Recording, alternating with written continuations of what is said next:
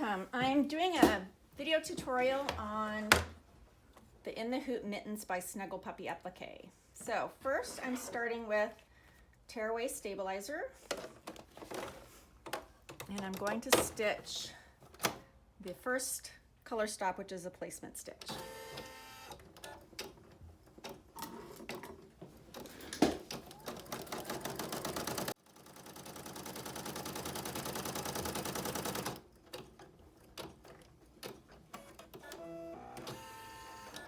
Okay, there's the shape of my mitten.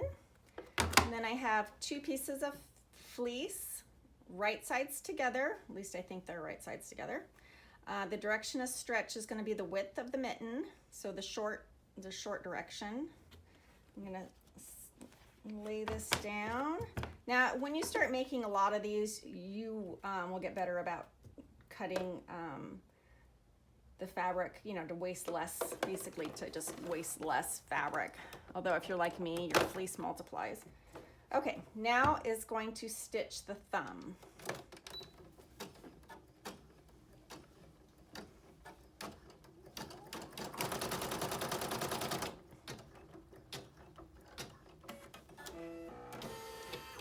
Okay, here's my thumb. Now I'm going to cut both fabrics just around the thumb area.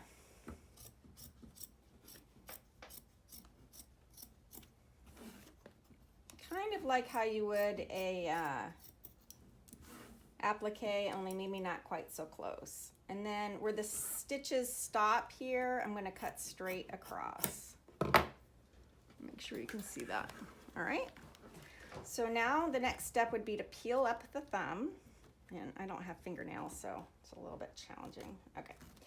And it's going to get caught right here on this placement stitch. Usually if you just snip that one stitch, it comes right up. Whoops. Oh well, it's okay. All right. Now I'm going to peel it off. Oh, crumb. There we go. Peel it off. It usually, honest to goodness, does not rip such a big, humongous hole. Usually it's just like this here, but it ripped a humongous hole. Of course, because it's my tutorial, it would. So, what you do is you just put a piece of tape right over what should just be a perforation, but is a ginormous hole. So I'm going to tape it on both sides. Okay. And you only need to tape this one edge because there's not going to be any stitching here. Your machine is not going to stitch here, so it doesn't need to have this taped down. All right, now you're going to turn the thumb right side out carefully.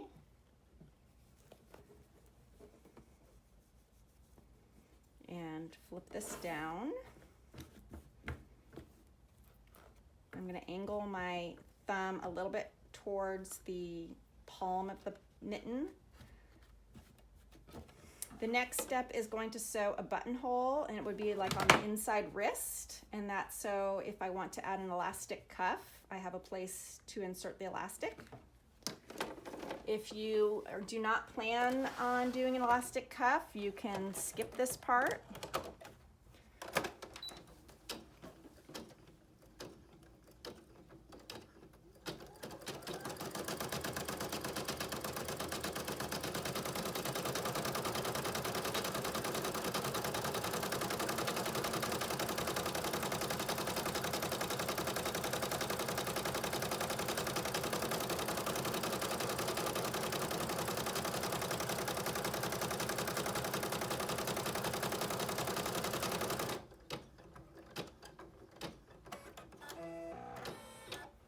All right, there's my buttonhole.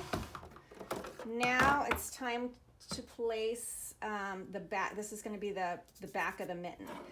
And you want to put right side down. So if I wanted to, like, perhaps make this monogrammed, I would first have to monogram probably the center of this piece of fabric.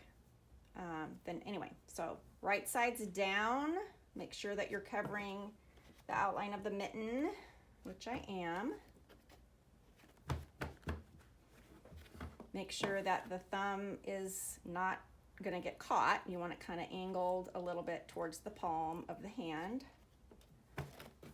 And it's going to do the final stitches here. Let's put this back.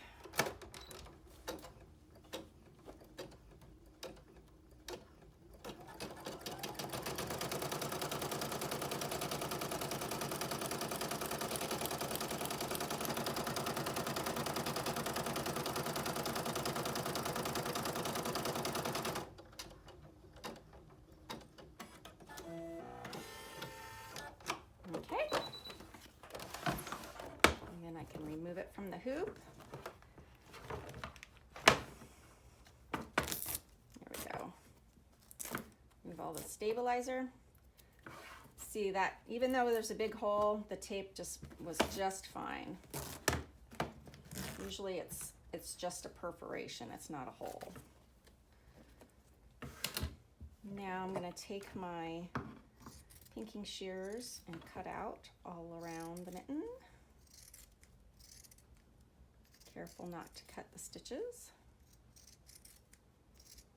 You don't have to use pinking shears, regular scissors will work.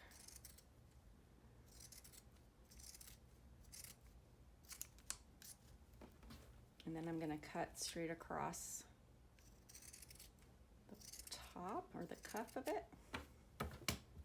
Okay.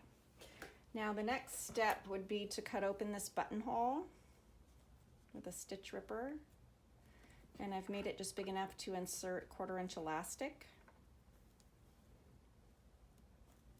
So if you want to do elastic, the next step would be to fold this down and to sew, fold it down just enough so that the buttonhole shows. It doesn't have to be, you know, way big, just enough so the buttonhole shows. And then you're going to machine stitch all the way around, just on this side of the buttonhole. You want to make what you're doing is you're making a channel for the elastic to go in. And then you would thread your elastic through the buttonhole with a safety pin all the way around, and then overlap the edges and stitch. And then you can work them back inside the mitten. If you don't want to do cuffs, then you're done. You can just, you know, fold it over however you want. And there you have your mitten with an opposable thumb. If you want to line the mitten, you would make 2 of each, 2 right and 2 left. You would make the buttonhole only on the lining portion. And then you would put the gloves together, right sides together, and you would sew around the right edge here, but you would need to leave an opening so that you can turn your mitten right side out through the opening. Here's my opening. Then I sewed another row of stitches, very poorly I should say, to create a channel and thread it through the buttonhole. I would need to hand stitch that shut. I just haven't done it yet. So your lined mittens are warmer. They're a little bit longer, probably about a 1/2 inch longer. And then if I didn't line them. See? All right, where's my other mitten? So there I have 2 little mittens. You can make them lined, unlined, with without an elastic cuff. All right, thank you so much. You can get these at snugglepuppy.com under In the Hoop. Thank you. Bye-bye.